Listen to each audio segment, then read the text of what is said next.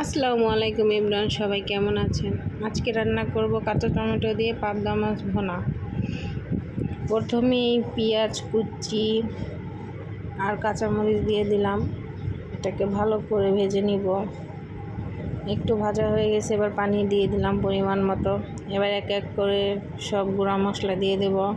প্রথমে দিলাম হলুদের গুঁড়া মরিচ, এবারে দিয়ে দেব পরিমাণ মতো লবণ। এবারে ভালোভাবে নাড়াচাড়া করে নেব। এই যে তেল ছেড়ে দিয়েছে, এবারে ভেজে রাখা টমেটো আর আলু দিয়ে দিব। এবারে এগুলো ভালোভাবে একটু নেড়ে চেড়ে নেব, যাতে সব মশলাগুলো এগুলোর গায়ে চলে যায়। এবারে পরিমাণ মতো পানি দিয়ে দিব। ভালোভাবে কষানো শেষ, পরিমাণ মতো পানি দিয়ে দিলাম। এবার একটু নাড়াচাড়া দিয়ে বলক আসার অপেক্ষা করব।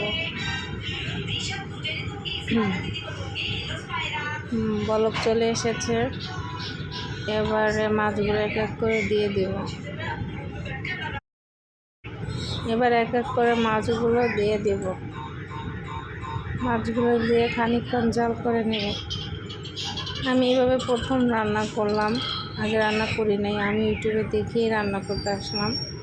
হ্যাঁ, সত্যি খাবারটা খেতে অসাধারণ হয়েছিল।